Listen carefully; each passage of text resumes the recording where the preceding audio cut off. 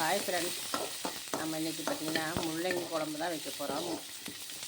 முள்ளங்கி பார்த்திங்கன்னா, அதாவது முள்ளங்கி சின்ன வயசுலேயே வந்து வெறுத்தாச்சு. ஏன்னு கேட்டிங்கன்னா ஸ்கூலில் பார்த்திங்கன்னா முள்ளங்கி, அதாவது சத்துணவில் வந்து முள்ளங்கி சாம்பார் தான் போடுவாங்க. அப்போ அங்கே பார்த்திங்கன்னா ஒருத்தர் வாரத்துக்கு ஒரு டைம் கொண்டு வந்து முள்ளங்கி கொடுப்பாரு. முள்ளங்கி, கேரட் இது மாதிரிலாம் கொடுப்பாங்க. அவங்க என்ன பண்ணுவாங்கன்னா, பாருங்கள், முள்ளங்கியை நான் எண்ணெயில் நல்லா வதக்கி வச்சுருக்கிறேன். எண்ணெயில் வந்து நல்லா வதக்கி எடுத்து வச்சுருக்கிறேன். ஆனால் அங்கே ஸ்கூலில் சமைச்ச ஆயாங்களுக்கு அவ்வளோ தெரியாது. ஏன்னா அது கிராமத்து சைடில் தானே, அதனால் தெரியாது. அவங்க என்னென்னா அப்படியே போட்டு சமைச்சிருவாங்க. அந்த முள்ளங்கி அது சிவப்பு முள்ளங்கி, அதனாலேயே எனக்கு வந்து முள்ளங்கி வெறுத்து போச்சு. அப்படியே போட்டு சாப்பாடில் வெட்டி போட்டுருவாங்க.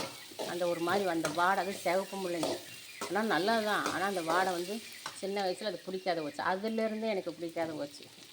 இப்போ என்னடானா கொஞ்சம் கொஞ்சமாக இது மாதிரி வதக்கி வச்சு குழம்பு வைக்கும்போது பிடிக்க ஆரம்பிச்சிருச்சு. இதெல்லாம் வந்து அந்த காலத்தில் நல்ல நினைவுகள், அதாவது வந்து பழைய நினைவுகள், ஸ்கூல் போன நினைவுகள்.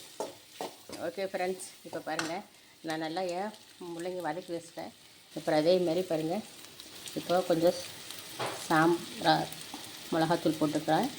அப்புறம் இந்த நம்ம அரைச்சி வச்சோம் பார்த்திங்களா, அந்த தேங்காய், அதை எடுத்து ஊற்றிக்கலாம். ஊற்றி இது உப்பெல்லாம் கொஞ்சம் பார்த்து சரி பண்ணிக்கலாம். பாருங்க, பார்க்குறக்க நல்லா கலர்ஃபுல்லாக இருக்குல்ல. ஓகே ஃப்ரெண்ட்ஸ், இப்போ பாருங்கள், ஆனால் சின்ன வயசில் வெறுத்து போச்சு. ஆனால் அது மாதிரி செஞ்சதுனால இப்போலாம் வந்து பிடிக்குது. ஓகே ஃப்ரெண்ட்ஸ், முள்ளங்கி சாம்பார் யாருக்காருக்கு பிடிக்குன்னு கமெண்ட்டில் சொல்லுங்கள். பிடிச்சிருந்தா லைக் பண்ணுங்கள்.